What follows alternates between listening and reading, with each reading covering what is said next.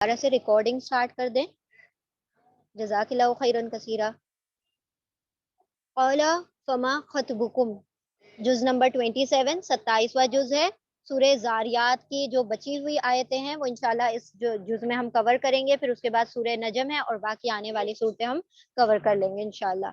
بسم اللہ الرحمن الرحیم. اب یہ نبی ابراہیم علیہ السلام کا یہاں پر قصہ جو کہ ہم پہلے بھی کئی مرتبہ بارہا پڑھ چکے ہیں کہ ابراہیم علیہ السلام کے پاس جو فرشتے آئے تھے وہ لوط علیہ السلام کی بستی کے اوپر عذاب لے کر آئے تھے. لیکن اس سے پہلے اسحاق علیہ السلام کی جو خوشخبری تھی وہ ان کو دے دی گئی. لیکن اس میں ان کو اچنبا محسوس ہوا کیونکہ ابراہیم علیہ السلام بہت بوڑھے ہو چکے تھے، لگ بھگ 80، 90 یا 100 سال کی عمر ہو چکی تھی. اور ان کی جو زوجہ تھی وہ بہت بوڑھی ہو چکی تھی، یعنی کہ اب وہ مینیو پوز ہو چکا تھا. اب کہاں سے وہ اولاد کو جنتی، تو وہ کہتی ہیں کہ میں بوڑھی ہو چکی، میں بانجھ ہو چکی، یعنی اب میرا تو کوئی ذریعہ نہیں ہے. جو ایک طریقہ ہوتا ہے ولادت کا تو اس سے تو میں پاک ہو چکی ہوں، اب کہاں سے میری اولاد ہوگی. تو ان فرشتوں نے کہا کہ یہ اللہ کا حکم ہے. اللہ سبحانہ و تعالیٰ مسبب الاسباب ہے اور وہ بغیر کسی اسباب کے کوئی بھی چیز پیدا کرنے پر قادر ہے. اس نے تو یعنی کہ جب والدین کے بغیر آدم علیہ السلام کو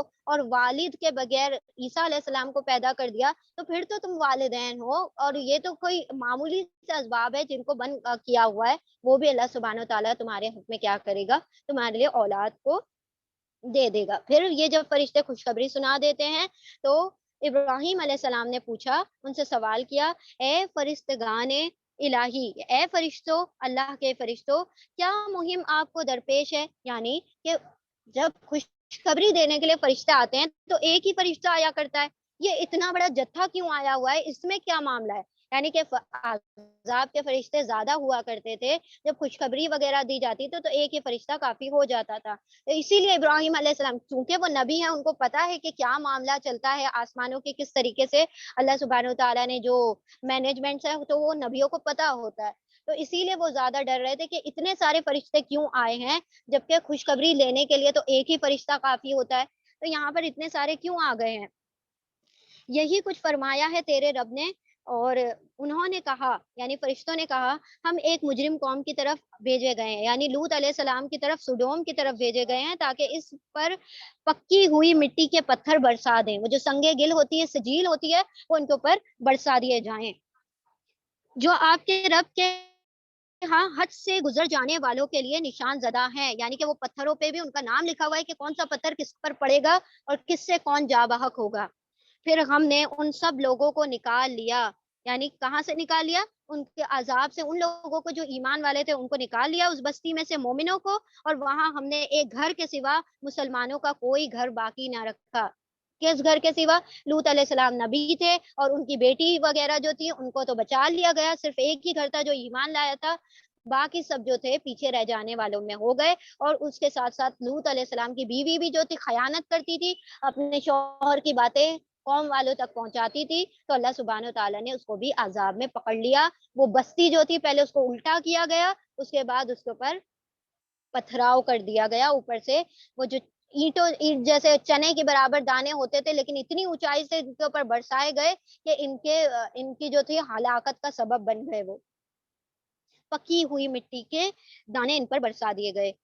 اس کے بعد ہم نے وہاں بس ایک نشانی ان لوگوں کے لیے چھوڑ دی جو دردناک عذاب سے ڈرتے تھے. کون سی نشانی تھی؟ جو کہ ہم نے پچھلے بار پڑھ لیا تھا. ایک فرات کی ایک ندی تھی جو کہ وہاں اس سے لگ کر بہا کرتی تھی. اللہ سبحانہ و تعالیٰ نے اس کو چھوڑ دیا تاکہ لوگوں کو خبر ہو کہ جب وہ اس ندی سے گزرے تو لوگ کہیں کہ ہاں بھائی یہ جو لوط علیہ السلام کی قوم تھی، یہ سڈومی جو لوگ تھے وہ یہیں کہیں بسا کرتے تھے جن کو کے اوپر عذاب آیا تھا، اور اس طریقے سے وہ کیا کریں، سبق لیں.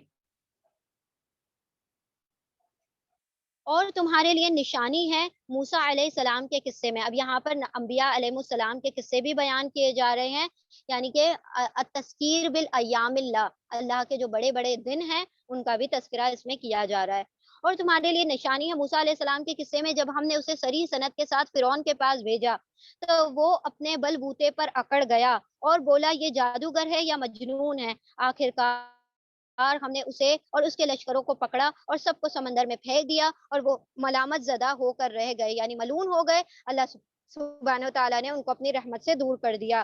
یعنی فرعونی ڈوب گئے اور بنی اسرائیل کو بچا لیا گیا. اور تمہارے لیے نشانی ہے عاد میں یعنی ہود علیہ السلام کی قوم میں، جبکہ ہم نے ان پر ایک ایسی بے خیر ہوا بھیج دی کہ جس چیز پر بھی وہ گزر گئی اسے بوسیدہ کر کے رکھ دیا. یعنی کہ ایسے جس طریقے سے کھیتیوں کو کھا جاتی ہے لو، اسی طریقے سے اللہ سبحانہ تعالیٰ نے ایسی ہوا ان کے اوپر بھیجی جس سے سارے کے سارے کیا ہو گئے، ہلاک کر دیے گئے.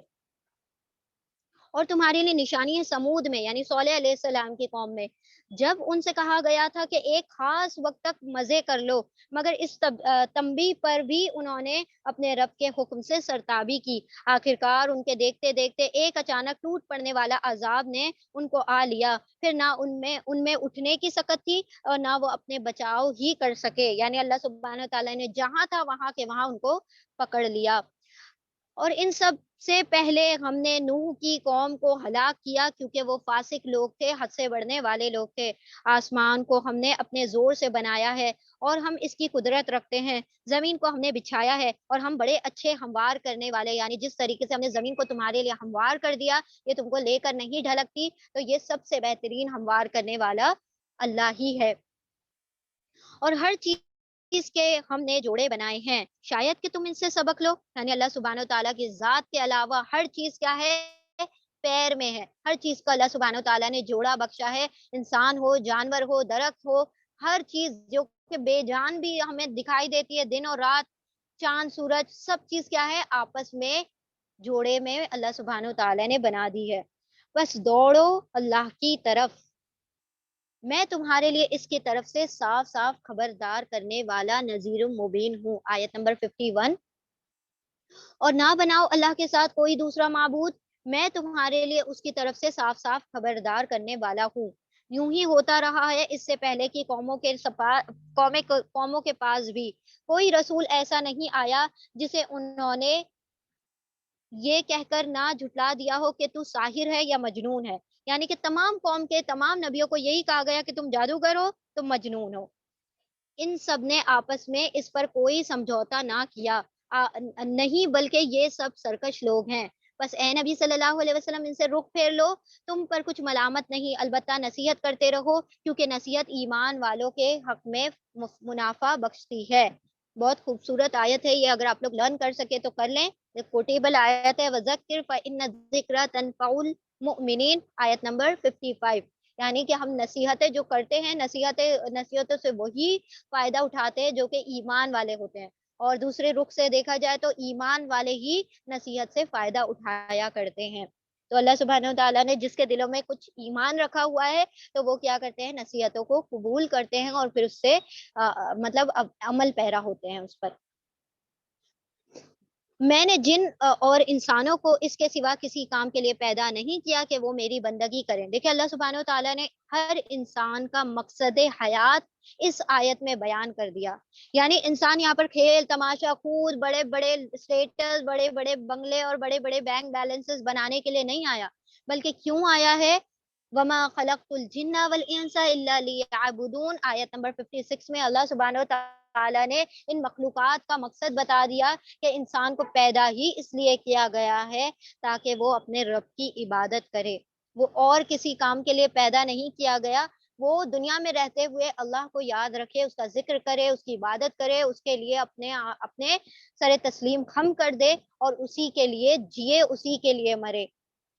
انا صلاتی و نسکی و محیایا و مماتی للہ رب العالمین، میرا جینا، میرا مرنا، میری قربانی، میرا سب کچھ کیا ہے، اللہ رب العالمین کے لیے ہے. تو بس یہ عقیدہ لے کر وہ اپنی زندگی کو جیے.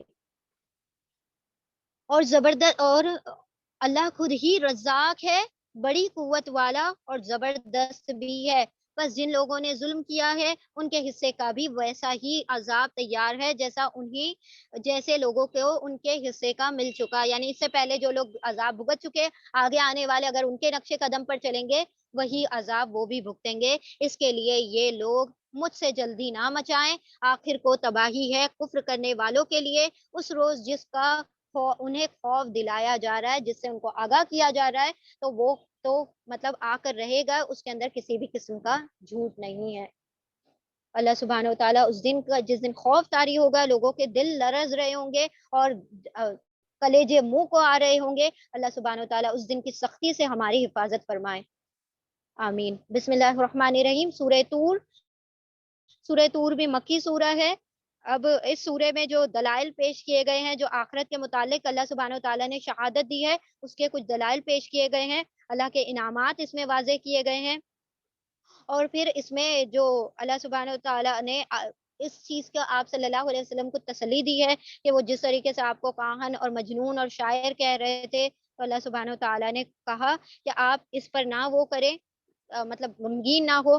یہ ایسا پہلے بہت مرتبہ ہو چکا ہے کہ جو لوگ مطلب ایمان کو لے کر آئے، جو حق کی بات لے کر آتے ہیں، ہر داعی کی خلاف ورزی ہوتی ہے، ہر ایمان کی طرف بلانے والے کو تکلیفیں دی جاتی ہیں۔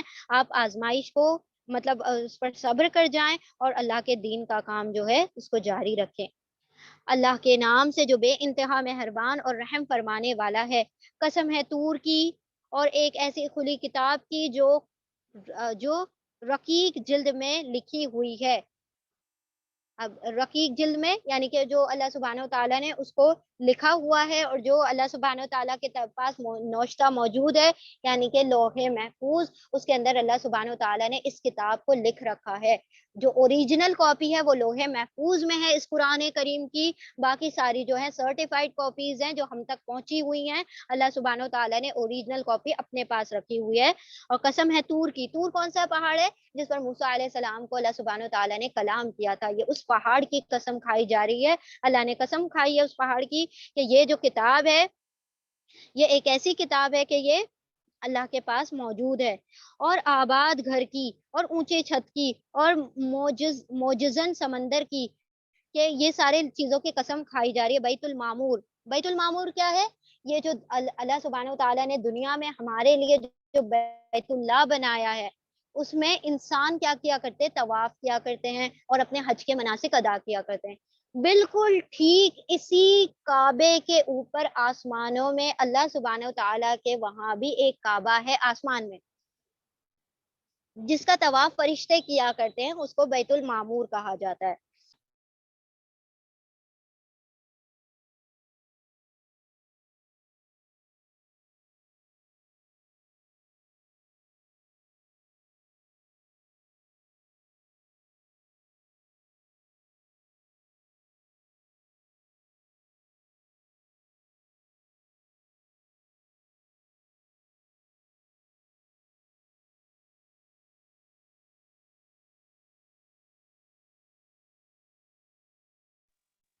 سوری، بسم اللہ الرحمن الرحیم۔ ٹھیک ہے، تو بیت المعمور جو ہے اس کے اوپر فرشتے طواف کیا کرتے ہیں، اور پھر جو ایک مرتبہ طواف کر کے چلا جاتا ہے تو پھر اس کا نمبر زندگی بھر نہیں آتا، یعنی اتنے فرشتے ہیں اللہ سبحانہ و تعالیٰ کے بنائے ہوئے جو اس کی مطلب اس کے تسبیح کر رہے ہیں اور اس کی جو ہے حمد و ثنا کر رہے ہیں۔ اللہ سبحانہ و تعالیٰ کے پاس فرشتوں کی قطار کی قطاریں بندھی پڑی ہیں جو کہ اللہ سبحانہ و تعالیٰ کے لیے تسبیحات اور حمد و ثنا کرتے رہتے ہیں۔ بیت المعمور کی قسم، اونچی چھت کی قسم، و سقف المرفوع و بحر المسجور، اور سمندر کی قسم کہ تیرے رب کا عذاب ضرور واقع ہونے والا ہے، یعنی جس آخرت کو یہ لوگ جھٹلا رہے ہیں وہ یقیناً واقع ہونے والی ہے۔ اسی لیے اللہ سبحانہ و تعالیٰ نے اس کا ایک نام واقعہ بھی رکھا ہے، یہ جو قیامت کا ایک نام واقعہ بھی ہے کہ واقع ہونے والی ہے، جسے کوئی دفع کرنے والا نہیں۔ وہ اس روز واقع ہوگا جب آسمان بری طرح ڈگمگائے گا اور پہاڑ اڑے اڑے پھریں گے، جس طریقے سے پہاڑ روئی کی طرح سے اڑ رہے ہوں گے، لگ رہا ہوگا کہ جیسے اس کے اندر کوئی وزن ہی نہ بچا ہو، کیونکہ گریوٹی پوری طرح سے ختم کر دی جائے گی۔ اب یہ گریوٹی کی وجہ سے سارا کچھ رکا ہوا ہے، زمین خود ہل جائے گی، آسمان لپیٹ دیا جائے گا، اللہ سبحانہ و تعالیٰ اپنے ہاتھ میں دست مبارک میں آسمان اور زمین کو لپیٹ لیں گے، جب کچھ نہیں بچے گا تو یہ پہاڑ بھی اڑیں گے اور یہ آسمان بھی پھٹ جائیں گے، دروازے بن جائیں گے، اور سارا کچھ انشاءاللہ آخری پارے میں ہم پڑھیں گے سارا کیا معاملہ ہوگا آخرت کا۔ پہاڑ اڑے اڑے پھریں گے، تباہی ہے اس روز ان جھٹلانے والوں کے لیے جو آج کھیل کے طور پر اپنی حجت بازیوں میں لگے ہوئے ہیں۔ जिस दिन उन्हें धक्के मार मार कर जहन्नम की तरफ ले जाया जाएगा, उस वक्त उनसे कहा जाएगा कि ये वही आग है जिसे तुम झुटलाया करते थे। अब बताओ ये जादू है या तुम्हें सूझ नहीं रहा? जाओ अब झुलसो इसके अंदर। तुम ख्वाह सब्र करो या ना करो, तुम्हारे लिए यकसा है। तुम्हें वैसा ही बदला दिया जाएगा जैसे तुम अमल करते थे। तुम हमारे नबी को साहिर और जादूगर कहते थे और कहते थे वो जादू लेकर आए हैं। तो अब देख लो कि असल जादू क्या है, यानी कि जिस चीज को तुम झुटला रहे थे, अल्लाह सुब्हानो तआला ने आज तुम पर उस चीज को खोल कर रख दिया। आज तुम कहोगे कि ये वाकई हक होने वाली बात थी, ये तो कोई जादू ना था, हमने बिला वजह ही नबियों को झुटलाया और ऐसे लोगों की बात मानी जो हमें गुमराह कर गए। मुत्तकी लोग वहां बागों और नेमतों में होंगे, लुत्फ ले रहे होंगे इन चीजों से जो उनका रब उन्हें देगा, और उनका रब उन्हें दोजक के आजाब से बचा लेगा। अल्लाहुम्मा जअलना मिनहुम, अल्लाह सुब्हानो तआला हमें उन लोगों में शामिल फरमा। इनसे कहा जाएगा खाओ और पियो मजे से अपने उन अमाल के सिले में जो तुमने किए थे। वो आमने सामने बिछे हुए तख्तों पर तकिए लगाए बैठे होंगे और हम खूबसूरत आंखों वाली हूरें उनसे ब्याह देंगे। जो लोग ईमान लाए हैं और उनकी जो लोग ईमान लाए हैं और उनकी औलाद भी किसी दर्जा ईमान में उनके नक्शे कदम पर चली है, उनके उस औलाद को भी हम जन्नत में उनके साथ मिला देंगे और उनके अमल में कोई घाटा उनको ना देंगे। अब ये कहा जाता है इसमें, अल्लाह सुब्हानो व तआला ने एक बहुत ही खूबसूरत बात कह दी कि जो एक फैमिली वाले होंगे, जो दुनिया में फैमिली वाले होंगे, तो उनको सारी फैमिली को इकट्ठा कर दिया जाएगा।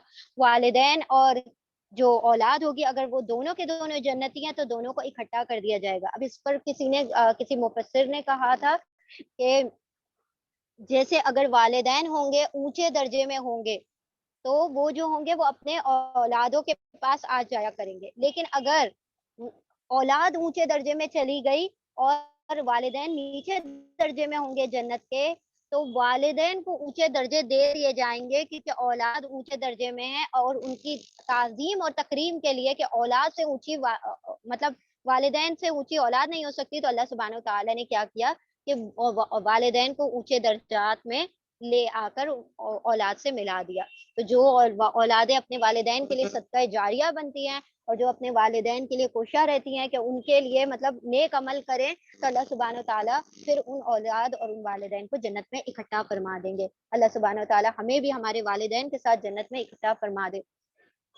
उनकी औलाद भी किसी दर्जा ईमान में उनके नक्शे कदम पर चली है, उनके उस औलाद को भी हम जन्नत में उनके साथ मिला देंगे और उनके अमल में कोई घाटा उनको ना दिया जाएगा। हर शख्स अपने कसब के अवस रहन है। रहन यानी गिरवी रखा हुआ है। हर इंसान अपने अमल के बदले में गिरवी रखा हुआ है, उसका प्लेज, उसका मॉर्गेज वो अदा कर दे और फिर अपनी मतलब अपना अमाल दे दे और अपनी जन्नत और जहन्नम ले ले। अल्लाह सुब्हानो तआला हमें अहले जन्नत में शामिल फरमाए।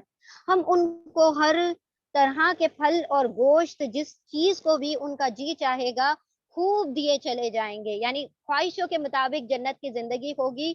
वो एक दूसरे से जामे शराब लपक लपक कर ले रहे होंगे, जिसमें ना ना ना या उसमें फ़ुज़ूल गोयाई ना होगी, ना बदकारी होगी। यानी इंसान जिस तरीके से शराब पीकर बहक जाता है दुनिया की और फ़ुज़ूल बातें करने लगता है और फिर बुरे कामों की तरफ आमादा हो जाता है, अल्लाह सुब्हानो व तआला ने फरमाया कि वो शराब ऐसी पाक होगी, ना इंसान की अक्ल को ज़ाइल करेगी, ना उसके आमाल को बर्बाद करेगी। और उनकी खिदमत में वो लड़के दौड़ते फिर रहे होंगे जो उन्हीं की खिदमत के लिए मखसूस होंगे। यानी छोटी-छोटी उम्र के नौजवान लड़के होंगे जो पूरी जन्नत में ऐसे मोतियों की तरह बिखरे फिरे होंगे। वो इंशाअल्लाह हम सूरह रहमान में देखेंगे कि वो ऐसे जैसे मोती बिखर जाते हैं पूरी जन्नत में, ऐसे छोटे-छोटे इतनी तेज़ी से भाग रहे होंगे जैसे मोती बह जाता है, वैसे वो जन्नत में इनकी मेहमान नवाज़ियाँ कर रहे होंगे, जाम पिला रहे होंगे, भर-भर कर लाकर पैमाने दे रहे होंगे। क्या खूबसूरत मंजर होगा जन्नत का, सुभान अल्लाह। मखसूस होंगे ऐसे खूबसूरत जैसे छुपा कर रखे गए हों मोती। यानी इतने प्यारे होंगे, इतने खूबसूरत वो नौजवान बच्चे होंगे जैसे कि कोई मोती बिखर गए हों जन्नत में। ये लोग आपस में एक दूसरे से दुनिया में गुजरे हुए हालात पूछेंगे। ये कहेंगे हम पहले अपने घर वालों में डरते हुए जिंदगी बसर करते थे, आखिरकार अल्लाह ने हम पर फजल फरमाया और हमें झुलसा देने वाली अजाब से बचा लिया। हम पिछली जिंदगी में उसी से दुआएं मांगते थे। वो वाकई बड़ा ही मोहसिन और रहीम है। अल्लाह बड़ा एहसान करने वाला है। ہم دنیا میں تھوڑا سا ڈر کر جیے تو اس نے آخرت میں اتنے بڑے بڑے اجر دے دیا. مطلب ہمیں تو یہ گمان بھی نہیں تھا کہ ہمارا اتنا سا اللہ کی پرہیزگاری اختیار کرنا ہمیں اتنے بڑے بڑے ریوارڈ عطا کر دے گا. اور اللہ تو بڑا محسن ہے اور اللہ تو بڑا رحیم ہے. بالکل انسان کو جو جنت ملے گی وہ اللہ کے رحم سے ہی ملے گی. اللہ سبحانہ و تعالی ہم تجھ سے تیری بڑی رحمت کا سوال کرتے ہیں. بس اے نبی صلی اللہ علیہ وسلم تم نصیحت کیے جاؤ اپنے رب کے فضل سے. نہ تم کاہن ہو نہ تم مجنون ہو, تمہارا رب اس گواہی کے لیے کافی ہے. یہ جو کہتے ہیں کہنے دیں, آپ دل تنگ نہ کریں. تمہارا رب کہتا ہے کہ نہ تم کاہن ہو نہ تم مجنون ہو. کیا لوگ کہتے ہیں کہ یہ شخص شاعر ہے جس کے حق میں ہم گردش ایام کا انتظار کر رہے ہیں؟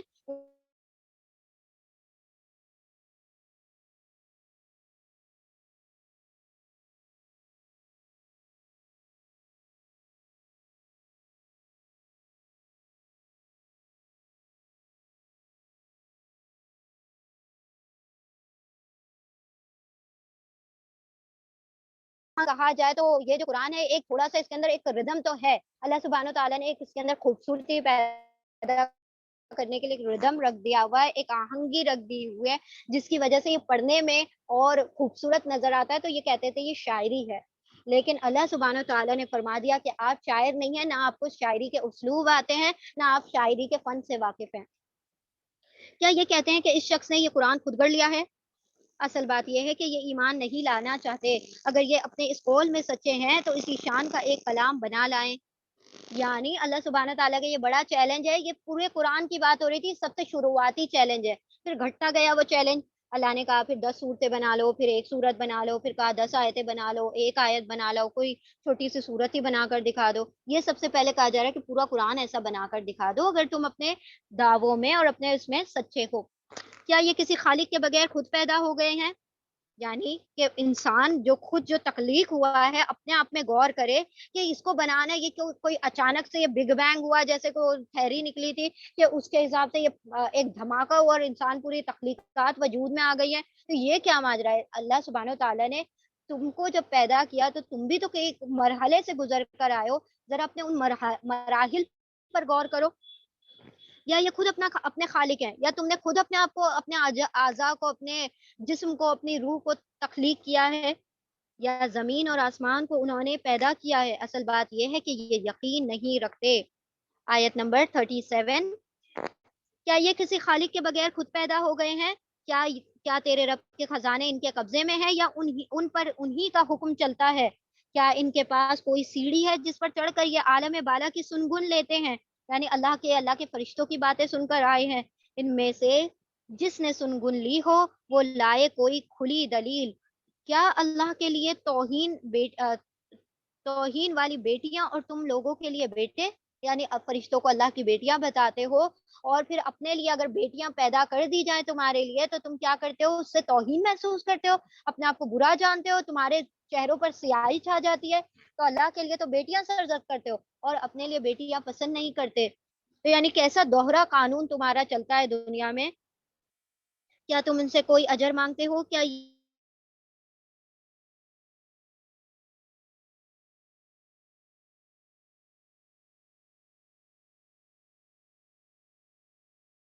بوجھ یہ دب گئے ہو اسی لیے یہ ماننے سے انکار کر رہے ہیں؟ کیا یہ کوئی چال چلنا چاہتے ہیں؟ اگر یہ بات ہے تو کفر کرنے والوں پر ان کی چال الٹی ہی پڑے گی. کیا اللہ کے سوا یہ کوئی اور معبود رکھتے ہیں؟ یعنی اللہ سبحانہ تعالیٰ دیکھیں سوال کے پیرائے میں پوری جو سورہ نازل کر دی گئی ہے, اس کا مطلب ہے یہ ساری چیزیں جو یہ کہہ رہا ہے اللہ سبحانہ تعالیٰ نے کہی ہے, سب کا خالق اور سب کا مالک, سب کا کرنے والا اللہ ہی ہے. یہ خود اگر سوچے جو جتنے سوال اللہ نے اٹھائے ہیں وہ ایک میں بھی کسی اور کو شریک نہیں کر سکتے سوائے اللہ کے, کیونکہ ساری تخلیقات ایسی ہیں جس میں کوئی نہ معبود, نہ کوئی شریک, نہ کوئی ایسوسیٹ ہے جو یہ سارے کام کر سکتا ہے. یہ سارے کام بظاہر طور پر بھی اور چھپے چاہے مانو یا نہ مانو توان اور کرہن کیے ہوئے اللہ ہی کی ذات کے ہیں. اللہ پاک ہے اس شرک سے جو یہ لوگ کرتے ہیں. یہ لوگ آسمان کے ٹکڑے भी गिरते हुए देख लेंगे तो कहेंगे कि ये बादल हैं जो उमड़ उमड़ के चले आ रहे हैं, यानी कि ये बादल आया है, इसमें कोई बड़ी बात नहीं है, ये अल्लाह सुब्हानहू तआला अगर आज़ाब के तौर पर आसमान को भी गिरा दे। बस ए नबी सल्लल्लाहु अलैहि वसल्लम, उन्हें इनके हाल पर छोड़ दो, यहाँ तक कि ये अपने उस दिन को पहुँच जाएँ जिसमें ये मार गिराए जाएँगे। जिस दिन ना उनकी अपनी कोई चाल इनके लिए काम आएगी, ना कोई इनकी मदद को ही आएगा, और उस वक़्त के आने से पहले भी ज़ालिमों के लिए एक अज़ाब है, मगर उनमें से अक्सर जानते नहीं हैं। ए नबी सल्लल्लाहु अलैहि वसल्लम, अपने रब का फ़ैसला आने तक सब्र करो, तुम हमारी निगाह में हो, यानी हम सब कुछ देख रहे हैं। तुम जब उठो तो अपने रब की हम्द के साथ उसकी तस्बीह कर लिया करो। रात को भी उसकी तस्बीह किया करो, और सितारे जब पलटते हैं उस वक्त भी, यानी सुबह और शाम, हर वक्त अल्लाह सुब्हानहू तआला की तस्बीह कर लिया करो।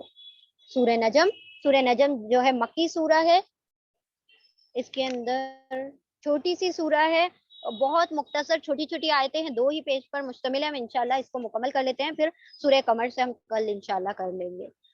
औज़ु बिल्लाहि मिनश शैतानिर रजीम, बिस्मिल्लाहिर रहमानिर रहीम। सूरह नजम ये मक्की सूरा है, इसमें 62 आयतें हैं, 3 रुकू हैं, बहुत मुख्तसरीन, यानी मक्की सूरतों का जो तवील सूरतों का सिलसिला मुकम्मल हो चुका है, ये आयतें ज्यादा हैं लेकिन बहुत एग्जॉस्टिव है। छोटी आयतों में बड़ा मजमून इसमें बयान किया गया है, यानी कि हर चीज को ऐसे खुलासा बनाकर, हर चीज का जिस्ट निकाल कर अल्लाह सुब्हानहू तआला ने बड़ी मक्की तवील सूरतों का छोटे छोटे, अब ऐसा होता है ना कि कोई ऐसा होता है इंसान कि पूरी पूरी तवील किताबें पढ़ लेते हैं, नॉवल पढ़ लेते हैं, कोई ऐसे होते हैं कि उनके किताबों से दिल नहीं भरता, और कुछ लोग ऐसे होते हैं जो हर चीज का उनको खुलासा चाहिए होता है, हर चीज का एक जस्ट बना कर दे दो, हर चीज का अगर उनको अखज निकाल कर दे दो तब तो वो पढ़ लेते हैं, सुन लेते हैं, वरना वो बड़ी बड़ी बातें होती है तो वो उसको ना पढ़ पाते हैं ना सुन पाते हैं। तो अल्लाह सुब्हानहू तआला ने हर पैराए में इस कुरान को बयान किया है, कहीं पर बिल्कुल डिटेल में दे दिया कि 200-200 300-300 आयत, 200-200 250 आयतें आ गई हैं, और कहीं पर बिल्कुल मुख्तसर तरीन 60-50 आयतों में, लेकिन वो आयतें भी इतनी मुख्तसर हैं कि बात उसके अंदर खुलासे के तौर पर वाज़ेह कर दी गई है। कसम है तारे की जबकि वो गुरूब हुआ। अब ये बात जो है ना, ये सूरह नजम जब नाजिल हुई है, आप सल्लल्लाहु अलैहि वसल्लम ने जब इसका जिक्र किया, जब इसकी तिलावत की, तो क्या हुआ था, एक वाकया पेश आया कि जब आप सल्लल्लाहु अलैहि वसल्लम के अतराफ में जो काफिर लोग भी थे शामिल थे, और ये जो थे, नजम का असल में मतलब होता है सितारा, तारा। अब ये इसके है ना आखिर में ना सजदा आता है, तो जब आप सल्लल्लाहु अलैहि वसल्लम ने इस सूरे की तिलावत की, तो सारे के सारे बेइख्तियार तौर पर सजदे में गिर गए। कौन? काफिर भी।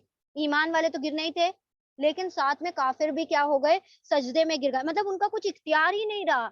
ये समझे कि मतलब ये इनवॉलंटरीली सारे के सारे सजदे में गिर गए। अब ये काफिर क्या हो गए कि हम तो अपने लात और उज़्ज़ा को सजदा कर रहे थे, हम तो मनात को सजदा कर रहे थे, हम तो इसको सजदा कर रहे थे, हम तो, क्योंकि अब बेसाख्ता हो गया ना ये काम, अब बातें कैसे वो उस बनाए, तो इन्होंने ये सारे झूठे-झूठी बातें निकालना शुरू कर दी कि हम इसको नहीं, उसको सजदा कर रहे थे, उसको सजदा कर रहे थे, हमने थोड़ी ना अल्लाह को सजदा किया, हम कौन-सा अल्लाह को सजदा करते थे जो आज कर लेते, ये सारी बातें करने लगे। अब बात ये हुई कि यहाँ जब ये लोग सारे बेसाख्ता सजदे में गिर पड़े, वहाँ हबशा में जो हिजरत करके गए हुए थे, जो हज़रत हुज़ैफा और जो सॉरी, हज़रत जो जाफ़र तैयार के उसमें जो वो पूरा वो जो गया हुआ था वफ़द, तो वो हिजरत करके हबशा, पहली जो हिजरत हुई थी, छोटी वाली मिनी हिजरत जो थी, पहली हबशा की हुई थी।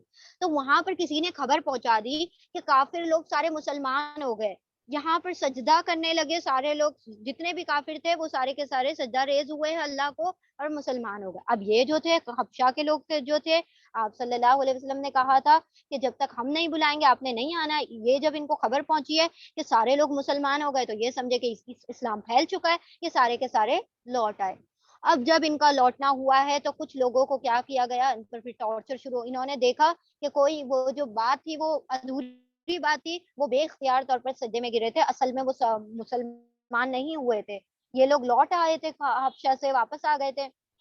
तो कुछ लोगों को इन्होंने ज़ुल्म किया, किसी पर जबर ज़ुल्म, और कुछ लोग जो पहले गए हुए थे उनको रोक लिया गया, और फिर और ज़्यादा ज़ुल्म और तशद्दुद बढ़ गया। तो फिर उसके बाद दोबारा से हिजरत हुई, दोबारा से हिजरत की गई हबशा की तरफ, जो कि वो भी छोटी थी मदीने के मुकाबले में, लेकिन और ज़्यादा लोग फिर हबशा की तरफ हिजरत कर गए थे। تو اس طریقے سے یہ یہاں پر سورہ نجم کے آخر میں یہ واقعہ پیش آیا تھا۔ سورہ نجم بھی مکی سورہ ہے۔ قسم ہے تارے کی جب کہ وہ غروب ہوا، تمہارا رفیق نہ بھٹکا ہے نہ بہکا ہے، یعنی کہ تمہارا رفیق نبی صلی اللہ علیہ وسلم نہ بھٹکے ہوئے ہیں نہ بہکے ہوئے ہیں، جو بات کہتے ہیں وہ ٹھیک کہتے ہیں، جو بات کہتے ہیں اللہ ہی کی بتائی ہوئی کہتے ہیں۔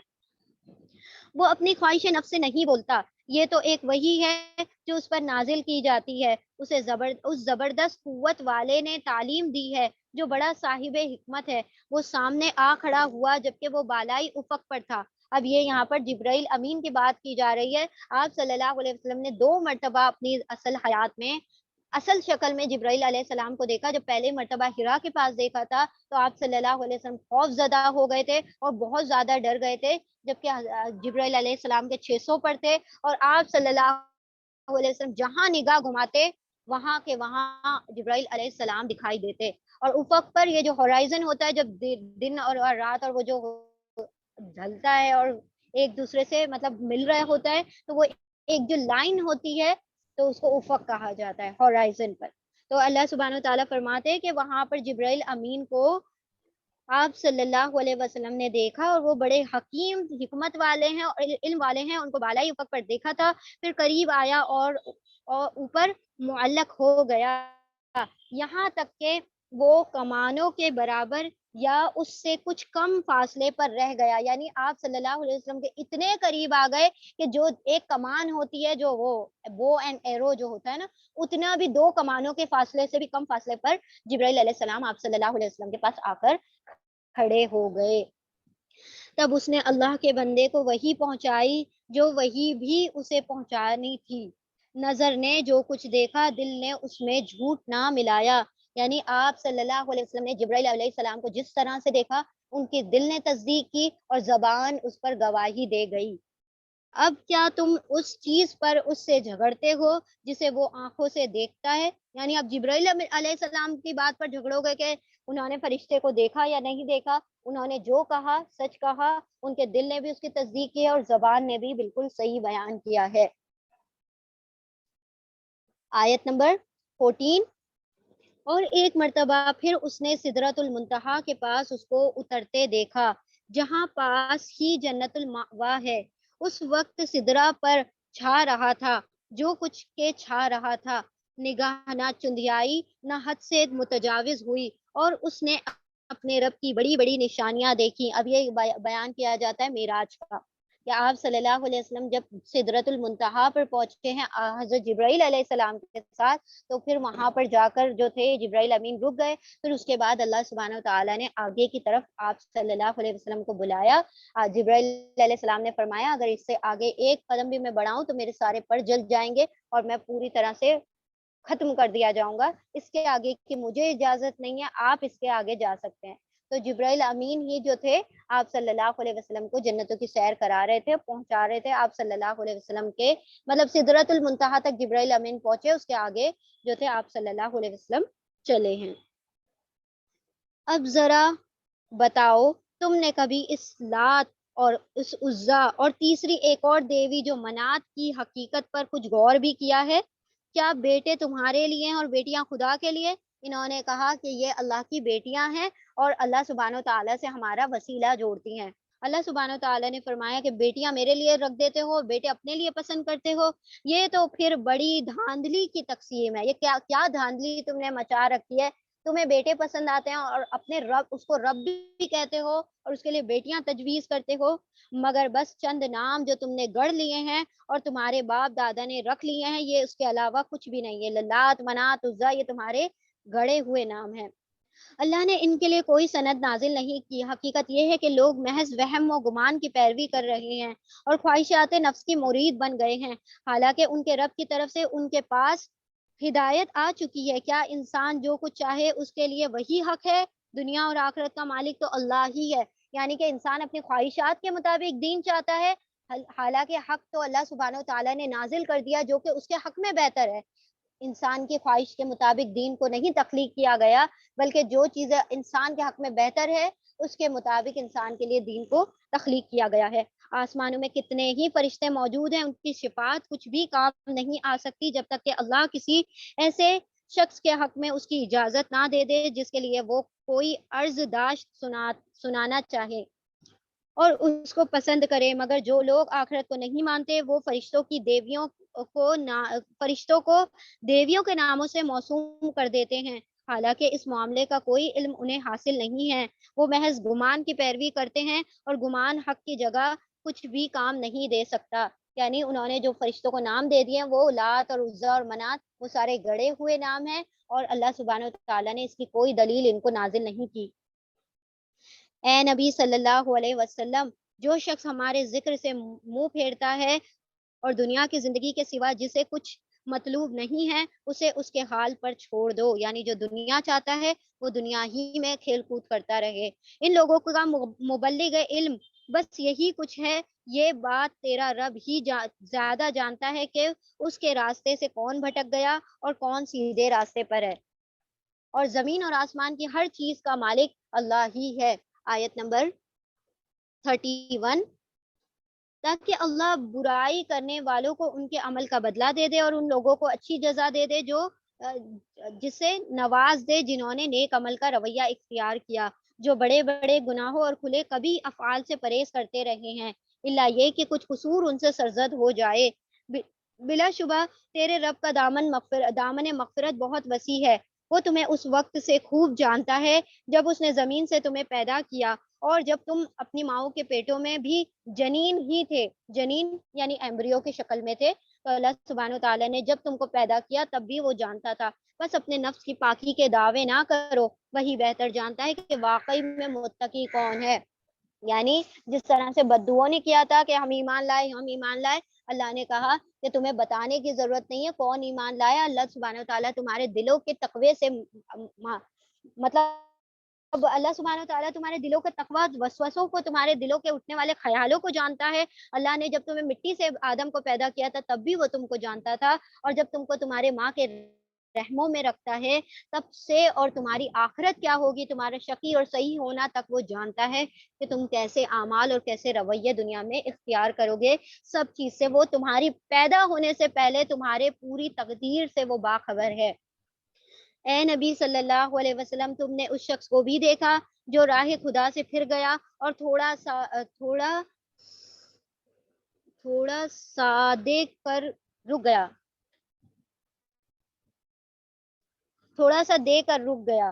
پھر اے نبی صلی اللہ علیہ وسلم، تم نے اس شخص کو بھی دیکھا جو راہ خدا سے پھر گیا اور تھوڑا سا دے کر رک گیا، یعنی کہ اس کا ہاتھ جو ہے بہت تنگ ہے، اللہ کی راہ میں وہ خرچ کرنے کو ترجیح نہیں دیتا، مطلب وہ اپنے ہاتھ کو باندھ باندھ کر رکھتا ہے۔ کیا اس کے پاس غیب کا علم ہے کہ وہ حقیقت کو دیکھ رہا ہے؟ کیا اسے ان باتوں کی کوئی خبر نہیں پہنچی جو موسیٰ علیہ السلام کے صحیفوں اور اس ابراہیم کے صحیفوں میں بیان ہوئی ہیں، جس نے وفا کا حق ادا کر دیا، یعنی اللہ نے جو حکم دیا تھا وہ ویسا انہوں نے کر دکھایا، یہ کہ کوئی بوجھ اٹھانے والی دوسرے کا بوجھ نہ اٹھائے گی، کوئی جان اپنی جان کے علاوہ دوسری جان کا بوجھ نہیں اٹھائے گی، ہر کسی کو اپنے اپنے اعمال کا بوجھ اٹھانا ہے، اور یہ کہ انسان کے لیے کچھ نہیں ہے مگر وہ جس کی اس نے سعی کی، یعنی انسان جس طرف کوشش کرے گا، جس طرف جد و جہد کرے گا، انسان کو وہی کچھ حاصل ہوگا۔ اب ہم دیکھیں کہ ہم نے اپنی سعی کس ڈائریکشن میں لگا رکھی ہے، جس سمت میں ہم کوشش کر رہے ہیں وہی سمت ہمیں حاصل ہوگی اور اسی کی منزل ہم پائیں گے، اور جس چیز کی باغ دوڑ لگی ہوئی ہے، جس چیز کے اوپر ہم سٹرگل کر رہے ہیں اسی کو ہم پا لیں گے۔ تو اللہ سبحانہ وتعالیٰ نے یہاں پر بیان کر دیا وَأَن لَيْسَ لِلْإِنسَانِ إِلَّا مَا سَعَىٰ، جو اس کی کوشش کرے گا اسے وہ مل جائے گا۔ 39، اور یہ کہ اس کی صحیح عنقریب دیکھی جائے گی، پھر اس کی پوری جزا اسے دے دی جائے گی۔ اللہ سبحانہ و تعالیٰ کوانٹیٹی نہیں دیکھتے، تمہاری کوششوں کو دیکھتے ہیں کہ بندہ کس قدر کوشش کرتا ہے۔ اللہ سبحانہ و تعالیٰ کو رزلٹ نہیں چاہیے کہ ہم بالکل بیسٹ اور پرفیکٹ رزلٹ اللہ کو لا کر دے دیں، اللہ کو کوششیں چاہیے کہ بندہ کتنی میرے راہ میں کوششیں کرتا ہے، رزلٹ دینا اور پھر اس کے اوپر اجر دینا یہ اللہ کے ذمہ ہے۔ تو اللہ سبحانہ وتعالیٰ نے فرما دیا کہ تمہاری کوششیں دیکھی جاتی ہیں، یہ نہیں دیکھا جاتا کہ تم نے کتنی کوانٹیٹی اور کتنے اس سے کیا ہے، بلکہ تم کتنی کوششیں اللہ کی راہ میں لگاتے ہو اس کو اللہ سبحانہ وتعالیٰ کاؤنٹ کرتے ہیں۔ اور یہ کہ آخرکار پہنچنا تیرے رب ہی کے پاس ہے، اور یہ کہ اسی نے ہنسایا اور اسی نے رلایا، اور یہ کہ اسی نے موت دی اور اسی نے زندگی بخش دی. سبحان اللہ, وٹ اے بیوٹیفل آیات. یہاں پر آیت وَأَنَّهُ هُوَ الْأَضْحَكَ وَأَبْكَى, وہی رلاتا ہے اور وہی ہنساتا ہے. وَأَنَّهُ هُوَ أَمَاتَ وَأَحْيَا, اور وہی مارتا ہے اور وہی زندگی بخشتا ہے. یعنی انسان کی جو تقدیر ہے اس کو اتنا اس پر یقین ہونا چاہیے اپنی قدر پر کہ ساری چیزیں جو معاملات میرے ساتھ پیش آ رہے ہیں وہ سب کے سب اللہ ہی کی طرف سے ہیں. وہی موت دیتا ہے, وہی زندگی بخشتا ہے. اور یہ کہ اسی نے نر اور مادہ کا جوڑا پیدا کیا ایک بوند سے جبکہ وہ ٹپکاتی جاتی ہے. اور یہ کہ دوسری زندگی بخشنا بھی اسی کے ذمے ہے. اللہ سبحانہ و تعالیٰ جو منی عورت کے جسم میں وہ ہوتی ہے, ڈیلیور کی جاتی ہے, تو اللہ سبحانہ و تعالیٰ نے اس کا ذکر کیا کہ تم ذرا اپنی تخلیق پر غور کرو کہ اللہ نے تمہیں کیسی ساکھ پر پیدا کیا, اور نر اور مادہ کا جوڑا اللہ ہی نے تخلیق کیا. اور یہ کہ اس نے غنی کیا اور جائیداد بخشی. اور یہ کہ وہی شعراء کا رب ہے. اور یہ کہ اسی نے عاد اولا کو ہلاک کیا اور سمود کو ایسا مٹایا کہ ان میں سے کسی کو باقی نہ چھوڑا, اور ان سے پہلے قوم نوح کو تباہ کیا کیونکہ وہ تھے ہی سخت ظالم اور سرکش لوگ تھے. اور اوندھی گرنے والی بستیوں کو اٹھا پھینکا, یعنی لوط علیہ السلام کی قوم کو, پھر چھا دیا ان پر وہ کچھ جو تم جانتے ہی ہو کہ کیا چھا دیا, یعنی ان کے اوپر پوری پتھروں کی بارش کر دی گئی. بس اے انسان, اپنے رب کی کن کن نعمتوں کو تو شک میں لے کر آئے گا, یعنی کن نعمتوں پر تو شک کرتا پھرے گا. فَبِأَيِّ آلَاءِ رَبِّكَ تَتَمَارَىٰ, تم کس کس چیز میں شک کرو گے. یہ ایک تنبیہ ہے, آیت نمبر 56. یہ ایک تنبیہ ہے پہلے آئی ہوئی تنبیہات میں سے, یعنی پہلے بھی کتابیں نازل ہو چکی, پہلے بھی تم کو واضح آگاہ اور وارننگ دے دی گئی ہے. آنے والی گھڑی قریب آ لگی ہے, اللہ کے سوا کوئی اس کو ہٹا نہیں سکتا. اب کیا یہی وہ باتیں ہیں جن پر تم اظہار تعجب کرتے ہو, ہنستے ہو اور روتے نہیں ہو, یعنی کہ تمہاری زندگی کھیل ٹھٹا بنی ہوئی ہے, تم ذرا بھی غور و فکر نہیں کرتے. آپ صلی اللہ علیہ وسلم نے فرمایا کہ اگر تمہیں وہ باتیں جو مجھے پتا ہیں اگر تمہیں پتا چل جائے تو تم ہنسو کم اور رو زیادہ, یعنی کہ جو آخرت کا معاملہ اگر تمہارے سامنے درپیش ہو اور تم سمجھ جاؤ تو تمہاری زندگی میں رونا زیادہ ہو جائے. اور گا بجا کر انہیں ٹالتے رہتے ہو, جھک جاؤ اللہ کے آگے اور بندگی بجا لاؤ. بس یہ کہنا تھا کہ سارے لوگ جو تھے بے ساختہ سجدے میں گر پڑے, اور سارے لوگ جو تھے اللہ سبحانہ و تعالیٰ کے آگے گر گئے, پھر بہانے بنانے لگے کہ ہم تو اللہ کے آگے نہ گرے تھے. اللہ سبحانہ و تعالیٰ نے انوالنٹری طور پر ان سب کو کیا کر دیا, سجدے میں گرا دیا. اللہ سبحانہ و تعالیٰ چاہے تو پوری دنیا کو بے ساختہ سجدے میں گرانے پر قادر ہے, لیکن اللہ سبحانہ و تعالیٰ یہ دیکھنا چاہتا ہے کہ بندہ اپنے اختیار کا صحیح استعمال کرتا ہے یا ایسے ہی اللہ کے احکامات کی کیا کرتا رہتا ہے, نافرمانیاں کرتا رہتا ہے. اللہ نے وہاں پر ایک ایگزامپل بھی سیٹ کر کے دکھا دیا کہ میں اس پر بھی قادر ہوں, یعنی میں چاہوں تو تم ہر وقت سجدے میں پڑے رہو, لیکن میں یہ نہیں چاہتا کہ میں ایمان والوں کے ساتھ تم جو کافر ہو, جو منافق ہو, ان کو بھی وہی ریوارڈ دے دیا جائے جو کہ ایمان والوں کو ملنے والا ہے. تو اللہ نے چھانٹنے کے لیے, ان کو الگ کرنے کے لیے, ان کی اسکریننگ کے لیے اللہ سبحانہ و تعالیٰ نے یہ اختیارات دے دیے کہ کون اللہ کا فرما بردار ہوتا ہے اور کون نافرمانیاں کرتا ہے. اللہ سبحانہ و تعالیٰ ہمیں اپنے فرما بردار بندوں میں شامل فرما دے, اور ان لوگوں میں شامل فرما دے جو اللہ کے آگے سجدہ کرتے ہیں, متکبر نہیں ہوتے, اللہ کے آگے جھکتے ہیں. یہاں پر آیت سجدہ ہے تو سجدہ کر لیجئے گا سب لوگ. آیت 12 سجدہ ہے, 12واں سجدہ ہے یہاں پر. اللہ سبحانہ و تعالیٰ اس قرآن کو ہمارے دلوں کا نور بنا دے, ہمارے دلوں کی جلا بنا دے. اللہ سبحانہ و تعالیٰ اس کے مطابق ہماری زندگیوں کو روشن فرما دے, اس کے مطابق ہمیں عمل کرنے کی توفیق عطا فرما دے. اللہ سبحانہ و تعالیٰ ہمیں ہمارے لیے اس قرآن کو مونس بنا دے, ہمارا دلوں کا جو قبروں کی جو وحشت ہے اس کو دور کرنے کا ذریعہ بنا دے. اللہ سبحانہ و تعالیٰ اس کو ہمارے حق میں حجت بنا دے, اللہ اس کو ہمارے لیے امام اور نور بنا دے. اللہم ارزقنی یتفکر, اللہ ہمیں اس پر تفکر اور تدبر کرنے کی توفیق عطا فرما. اللہ سبحانہ و تعالیٰ ہمیں اس کے اوپر غور و فکر کرنے کی توفیق عطا فرما اور اس کے خزانوں سے ہمیں بہرہ مند فرما دے. اللہ سبحانہ و تعالیٰ اس کے معجزات سے ہمیں آگاہی عطا فرما دے اور پھر اس کے اوپر عمل کرنے کی توفیق عطا فرما دے اور پھر ان عملوں کو اپنی بارگاہ میں قبول بھی فرما دے. سبحان اللہ و بحمدہ سبحانک اللہم و بحمدک نشہد ان لا الہ الا انت نستغفرک و نتوب الیک. سبحان ربک رب العزۃ عما یصفون وسلام علی المرسلین والحمد للہ رب العالمین برحمتک یا ارحم الراحمین. اللهم ارزقني التفكر وتدبر بما يتلوه لساني من كتابك والفهم له بمعانيه والنظر في عجائبه والعمل بذلك ما بقيت إنك على كل شيء قدير. اللهم آنس وحشتي في قبري. اللهم ارحمني بالقرآن العظيم واجعله لي إماما ونورا وهدى ورحمة واجعله وارزقنا تلاوته آناء الليل وآناء النهار واجعله لي حجة يا رب العالمين. اللهم نور قلوبنا بالقرآن وزين أخلاقنا بالقرآن ونجنا من النار بالقرآن وادخلنا فی الجنت بالقرآن. اللہ سبحانہ وتعالیٰ اس قرآن کو ہمارے حق میں بہترین فیصلہ کرنے والا، حجت کرنے والا بنا دے اور کہنے سننے سے زیادہ ہمیں عمل کرنے کی توفیق عطا فرما. اللہ سبحانہ وتعالیٰ جو مسلمانوں پر مظالم ڈھائے جا رہے ہیں، اللہ ان مسلمانوں کی حفاظت فرما، انہیں اپنی رحمت کے سائے میں جگہ عطا فرما. اور اللہ سبحانہ وتعالیٰ جو لوگ بیمار ہیں، اللہ ان کی بیماریوں کو دور عطا فرما، شفائے کاملہ و عاجلہ و دائمہ عطا فرما. اور اللہ سبحانہ وتعالیٰ جو لوگ فوت ہو چکے ہیں ان کے درجات بلند عطا فرما، ان کی قبروں میں روشنی عطا فرما دے اور ان کے گناہوں کو بخش دے اور ان کو شہادت کا درجہ نصیب عطا فرما. آمین یا رب العالمین. وآخر الدعوانا ان الحمد للہ رب العالمین. اللہم صلی وسلم علی نبینا محمد صلی اللہ تعالی علیہ وسلم. جزاکم اللہ خیرا کثیرا. السلام علیکم ورحمۃ اللہ وبرکاتہ.